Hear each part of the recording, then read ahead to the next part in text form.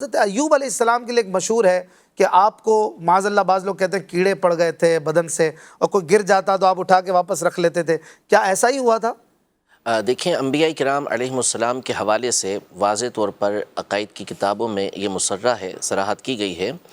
کہ کوئی بھی ان کو ایسا مرض یا کوئی بھی ایسا معاملہ ان کے ساتھ نہیں ہو سکتا کہ جس سے تنفیر ہو، یعنی لوگ جس سے دور بھاگیں، ایسا ان کو کوئی مرض نہیں ہوتا، ایسا کوئی معاملہ ان کے ساتھ پیش نہیں آتا۔ ایوب علیہ السلام کو کے صبر کے حوالے سے اور آپ کے مرض کے حوالے سے قرآن و سنت کے اندر تذکرہ موجود ہے کہ آپ بہت زیادہ بیمار ہوئے صحیح۔ اور پھر اس کے بعد اللہ پاک نے آپ کو شفا عطا فرمائی۔ لیکن اس حوالے سے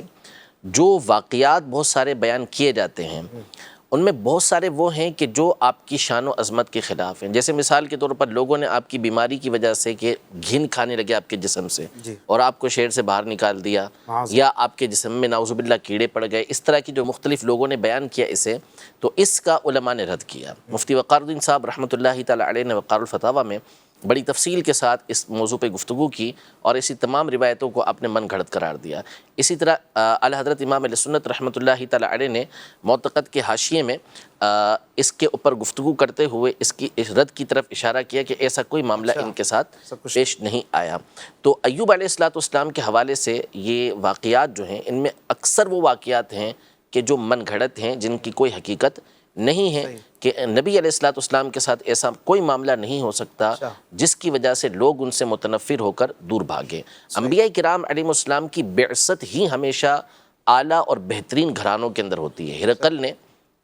جب حضرت ابو سفیان رضی اللہ تعالیٰ عنہ سے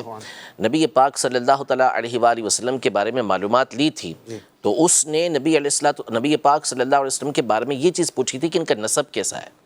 یہ کیسے خاندان کے ہیں۔ تو حضرت ابو سفیان رضی اللہ تعالیٰ عنہ جو اس وقت تک ایمان لے کر نہیں آئے تھے، انہوں نے کہا کہ وہ عالی نسب ہے۔ تو ہرقل جو اہل کتاب کا بادشاہ بھی تھا اور عالم بھی تھا ان کا، تو اس نے یہ کہا کہ وہ کذالک الرسل،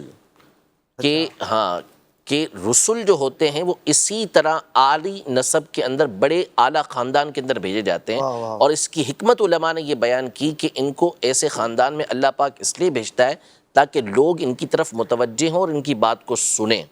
لوگوں کے پاس کوئی عذر باقی نہ رہے۔ تو ایسا کیسے ہو سکتا ہے کہ کسی نبی علیہ السلام کے ساتھ ایسا معاملہ پیش آ جائے کہ لوگ ان سے متنفر ہوں؟ ماشاءاللہ۔